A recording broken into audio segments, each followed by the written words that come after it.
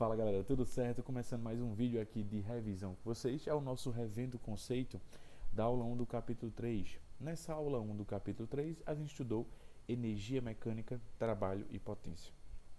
Quero falar duas coisas importantes antes da gente de fato dar início à nossa revisão. Lembra que energia é aquilo que dá um certo combustível para um corpo executar um certo movimento, ou então é a energia acumulada que ele tem quando ele tem tendência de movimento, certo? É basicamente isso. Isso é energia de fato.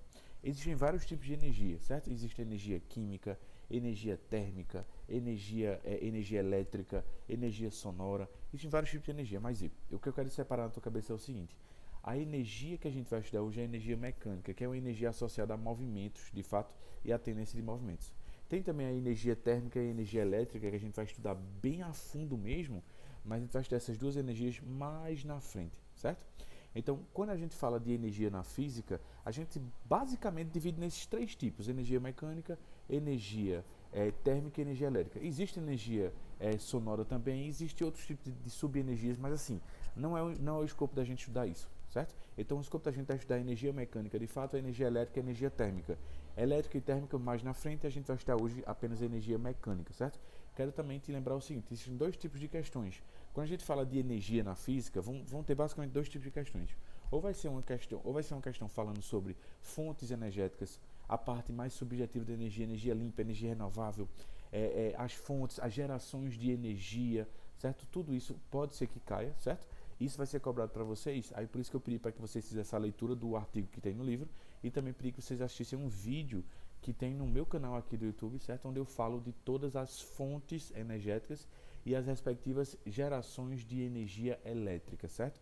São importantes, isso pode ser cobrado para vocês, sim, na prova do Enem, certo? O outro tipo de questão, que é a energia de fato aplicada, é quando a gente vai pegar o conceito físico que a gente viu bem aprofundado na aula e aplicar nas questões, certo? Se ele fala de energia mecânica, a gente vai aplicar os conceitos que a gente estuda hoje. Se ele falar de energia potencial elétrica ou energia elétrica aplicada mesmo, é o que a gente vai aprender em eletrodinâmica e eletrostática. Quando ele falar de energia térmica aplicada mesmo de fato, a gente vai estudar isso quando a gente for estudar termologia mais na frente, certo? Mas o escopo da gente hoje é estudar a energia mecânica. E lembra, existe um tipo subjetivo de questões que pode cair, que é quando ele fala das fontes energéticas, geração de energia elétrica, quando ele fala de energia solar, eólica, geração de energia através de hidroelétricas, termoelétricas, enfim, tudo isso eu explico no meu canal aqui do YouTube, num vídeo que tem aqui, e também explico isso num artigozinho que eu coloquei no material didático da gente, beleza? Mas enfim, dando início de fato, lembra que a energia mecânica, ela é a energia associada à tendência do movimento, certo? A energia associada à tendência do movimento ou ao movimento em si de fato, certo? É por isso que a gente sempre fala que a energia mecânica, ela é a soma de dois tipos de energia. Aí eu quero te lembrar que a energia do movimento em si, a gente dá um nome a ela de energia cinética. E a energia da tendência do movimento, de fato, a gente chama de energia potencial. A energia cinética por fórmula, ela é mv ao quadrado sobre 2. E a energia potencial, no caso de mecânica, ela existe de dois tipos. Ela existe a energia potencial gravitacional, que aí o corpo ele tem energia potencial gravitacional quando ele tem altura, certo? Em relação a um ponto referencial solo, certo? E a gente calcula ela por mgh. E existe a energia potencial elástica, que um corpo ele possui energia potencial elástica quando associado a ele tem uma certa elasticidade, uma mola, um elástico, enfim, algo que possa esticar e contrair, beleza? E a gente calcula por kx ao quadrado sobre 2. Quero reforçar uma coisa importante: a energia mecânica ela é igual à soma dessas duas, da energia do movimento e da energia da tendência do movimento. A energia do movimento é quando de fato ele está se movimentando, e a energia da tendência do movimento é quando ele tem tendência de se mover, quando ele tem probabilidade de entrar em movimento, certo? Por exemplo, se um corpo ele tem uma certa altura em relação ao solo, ele tem a probabilidade de cair, e se ele cai, ele vai ganhar movimento, certo? E a energia potencial elástica é quando um corpo está agregado a uma mola e essa mola é esticada. Se eu solto o corpo que está agregado à a mola vai puxar tudo de volta, certo? Então, toda vez que eu tiver um corpo em relação a um solo com certa altura, certo? Ou então eu tiver Lembra que assim, quando eu falo um corpo com altura, não é um corpo alto, é um corpo que tem uma altura em relação ao solo, certo? E a energia potencial elástica ela existe quando existe uma mola associada a um corpo e essa mola tiver sido comprimida ou é esticada, certo? Eu quero que você lembre disso. E aí a gente escreve a relação fundamental da energia mecânica, que ela é energia cinética mais energia potencial. Quero reforçar uma coisa importante. A energia cinética e a energia potencial, elas podem existir ao mesmo tempo. Elas podem existir apenas uma e a outra ser zero.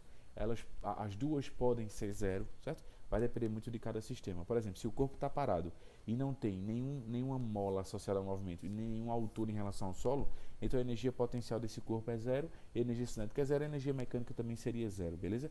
De qualquer forma, a energia mecânica ela é a soma das duas, da cinética mais a potencial. Quero reforçar também outro ponto importantíssimo, a unidade de qualquer energia.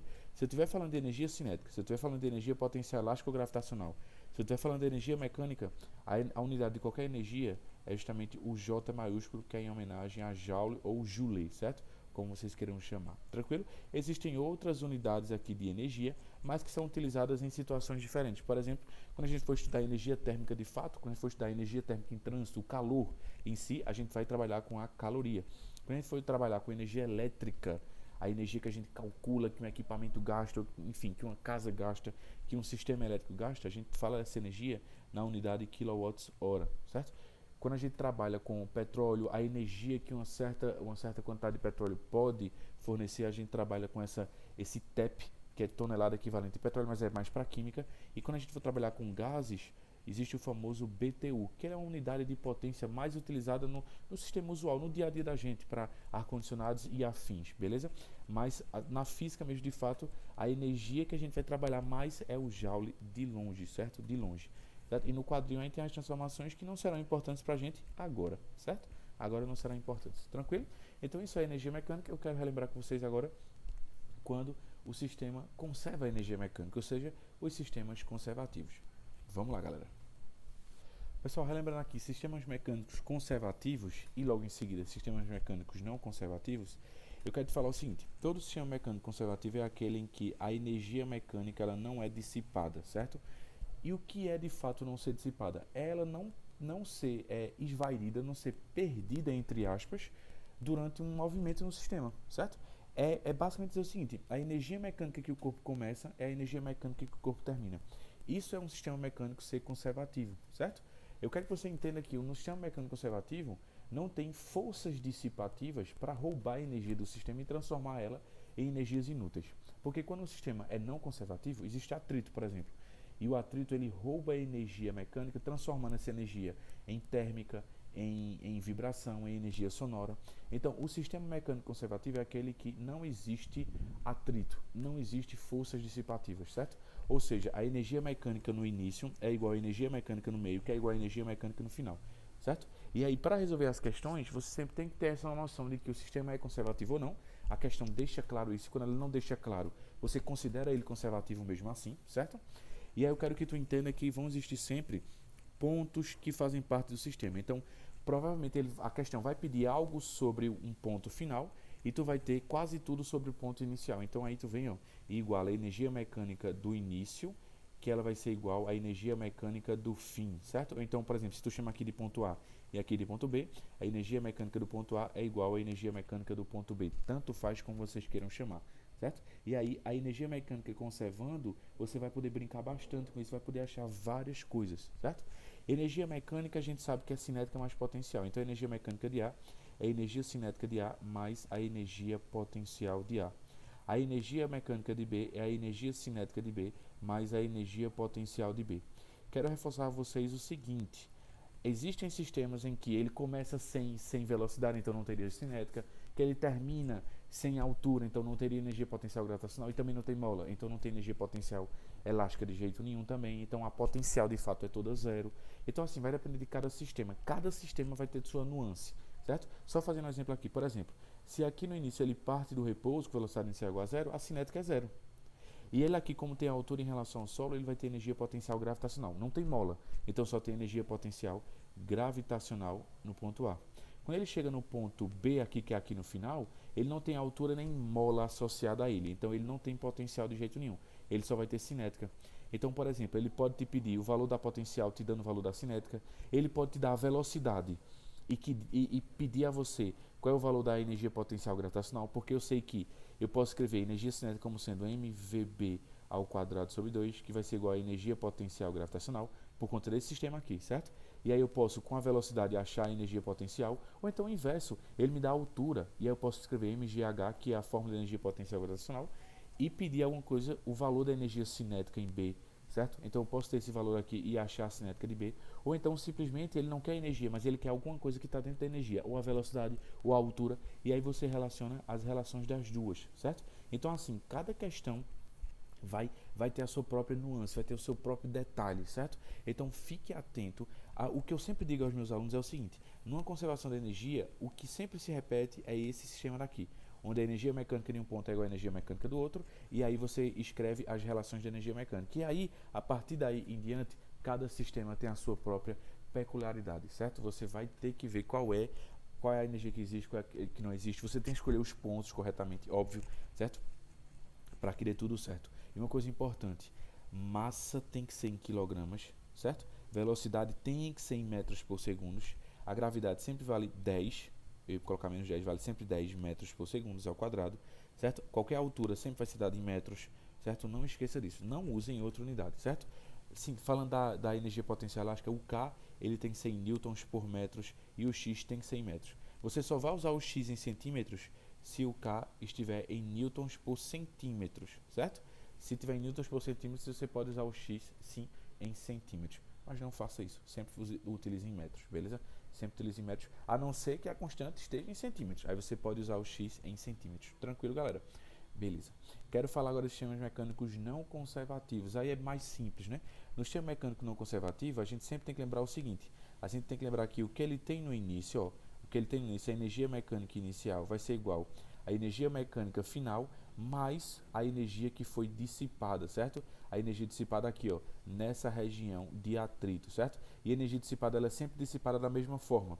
Ela é dissipada em energia sonora, em energia térmica e também em vibração, certo? Ela sempre é desperdiçada, entre aspas, nesses três modos aí que eu pus para tu, certo? Então, ó, a energia mecânica inicial é a cinética inicial mais a energia potencial inicial.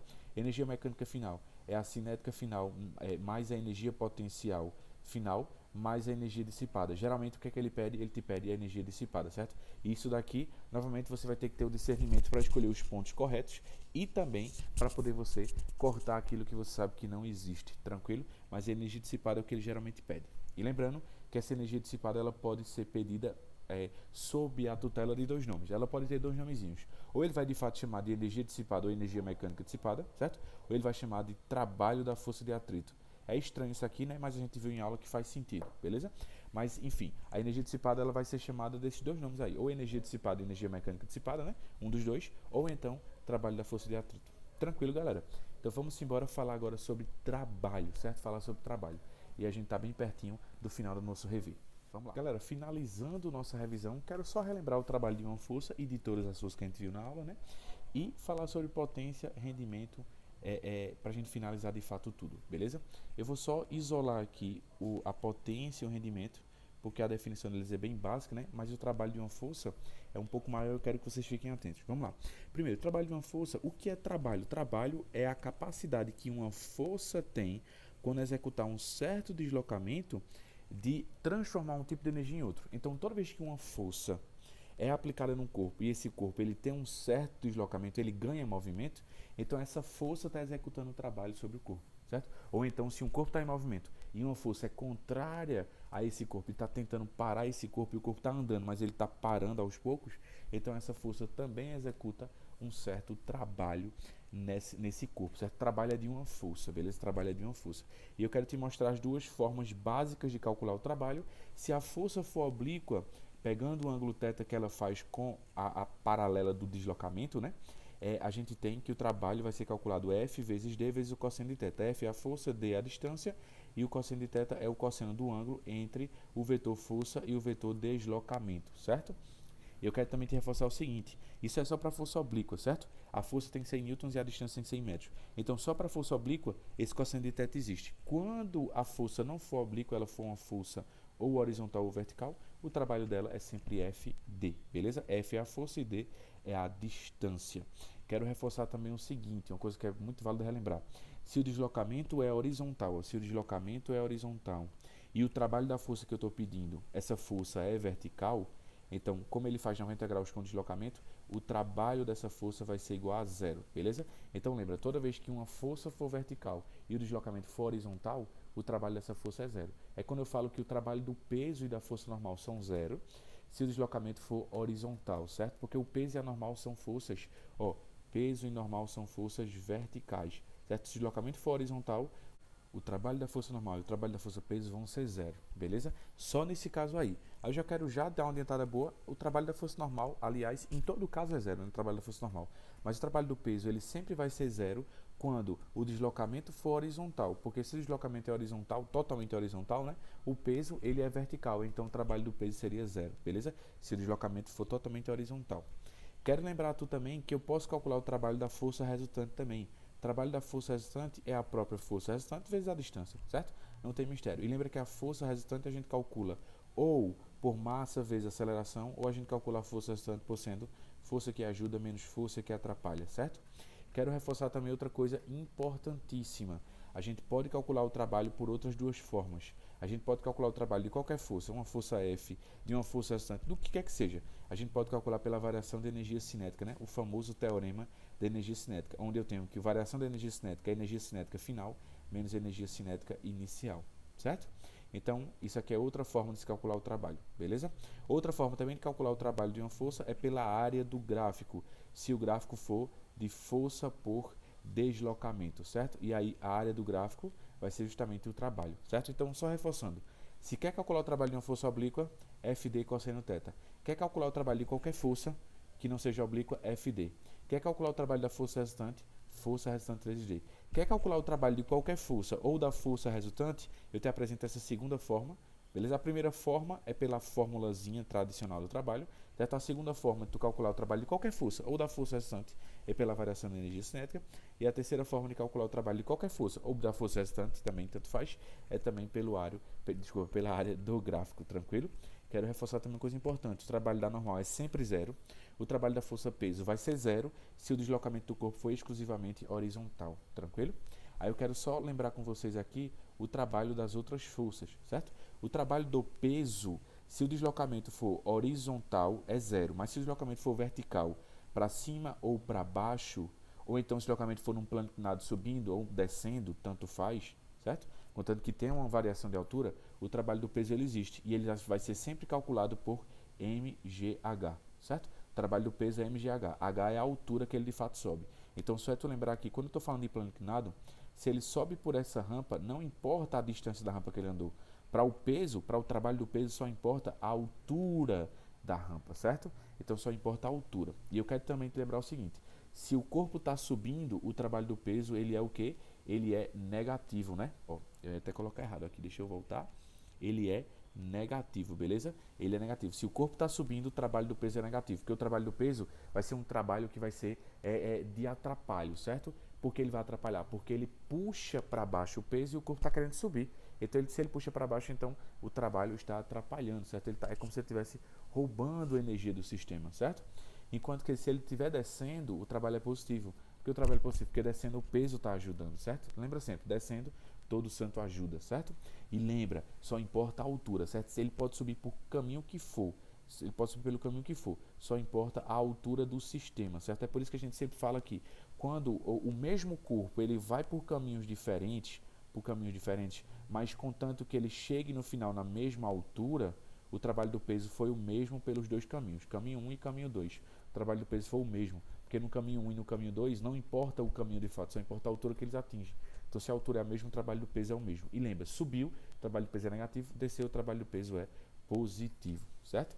Para a gente finalizar essa historinha de trabalho, lembre que trabalho da força de atrito eu posso calcular de três formas. A primeira forma é a bem simples, calculando pela formulazinha que a gente já conhece, trabalho da força de atrito vezes D, e é o atrito dinâmico, né? É o atrito dinâmico. Até porque o trabalho da força de atrito estático é bem evidente que é zero. Porque se ele está estático, ele está parado. Se está parado, não tem distância. Se não tem distância, não tem trabalho, certo? Então, o trabalho da força de atrito estático é sempre zero. Mas o trabalho da força de atrito dinâmico, você tem três formas para calcular. A primeira forma é pela relação matemática direta, certo? F vezes D. A segunda forma A gente pode calcular o trabalho da força e atrito justamente pela teoria que a gente viu da energia dissipada, porque energia dissipada e trabalho da força e atrito são a mesma coisa, certo? Então, a gente pode calcular pelaquela teoria também, certo? Ou então a gente pode calcular o trabalho da força de atrito também pela variação de energia cinética. É a mesma coisa, certo? Então a gente tem 3 formas de calcular o trabalho da força de atrito, certo? E eu quero também te lembrar o seguinte: só aplica o teorema da energia cinética para qualquer força ou para o atrito quando o sistema for totalmente horizontal, certo? Só aplique para esse tipo de sistema. E outra coisa importante, eu posso ainda combinar essas duas relações, né? Eu posso dizer que o trabalho da força de atrito é energia dissipada e o trabalho de força de atrito é F, é força de atrito vezes distância. E eu ficaria com isso daqui, ó. Por exemplo, veja. Eu ficaria com isso daqui. Então, se eu conseguisse achar a energia dissipada, que é o trabalho da força de atrito, se eu tivesse uma distância, eu calcularia o atrito, por exemplo. Ou então, se eu tiver o atrito e conseguir achar a energia dissipada, eu consigo calcular a distância que ele andou. Então, assim, vai depender muito de cada sistema. Mas lembra dessas 3 formas e que você pode combinar essas 3 em algum momento. Tranquilo? Beleza, galera? Massa. E para a gente finalizar, eu quero te fortalecer que a potência mecânica e o rendimento a potência mecânica é a rapidez com que um corpo executa o trabalho. Eu posso calcular pelas 2 formazinhas, em que vai ser trabalho sobre o tempo, onde trabalha em joules e o tempo tem que ser em segundos, para que a unidade da potência seja em watts, certo? E eu também posso calcular, se a questão me der a força e a velocidade que estão sendo observadas no sistema, eu posso calcular força vezes velocidade, eu posso calcular o trabalho, onde a velocidade é em metros por segundo e a força é em newtons e a potência em watts, beleza? Então eu tenho essas 2 relações para calcular a potência de qualquer sistema, beleza? Para calcular a potência de qualquer sistema, então posso utilizar essas 2 relações daí, beleza? E, para finalizar, o rendimento é a eficiência do trabalho, certo? É o quanto eficiente o trabalho foi nessa troca de energia, nessa mudança de um tipo de energia para o outro, certo? E para fortalecer, é só lembrar que para eu calcular o rendimento é a potência útil sobre a potência total, certo? Ou então o rendimento ele também pode ser trabalho sobre a energia mecânica total, certo? Lembrando que a potência total ele te daria, a energia mecânica total ele te daria. O trabalho tu vai calcular das inúmeras formas que eu te mostrei, ou então se você for usar essa aqui, a potência vai calcular de uma dessas 2 formas aqui, beleza? Lembra que a combinação dessas fórmulas aqui é importante, bem como também a combinação dessa segunda fórmula com a terceira fórmula também é importante, certo? A gente também tem que pensar um pouquinho fora da caixa. Beleza, galera? A gente finaliza por aqui. Qualquer dúvida que vocês tenham, converse comigo. Se lembrando que rendimento não tem unidade, né? Rendimento é percentual. Quando eu dividir o trabalho pela energia mecânica total, ou então a potência útil sobre a potência total, quando eu dividir eu vou achar um número, sei lá, 0,52. Então, isso aqui é a porcentagem do rendimento, né? Que seria 52%. É só multiplicar por 100 para tu escrever isso aqui em porcentagem de fato. Tranquilo? O rendimento não tem unidade, certo? Ele é uma medida percentual. Enquanto a potência mecânica tem a medida dela que é em watts, certo? É por isso que ela pede o trabalho em joules, o tempo em segundos, ou a força em newtons e a velocidade em metros por segundo. Tranquilo? Então a gente finaliza por aqui. Quem tiver dúvida, fala comigo, beleza? Um cheiro a todos e até a próxima, galera. Tchau!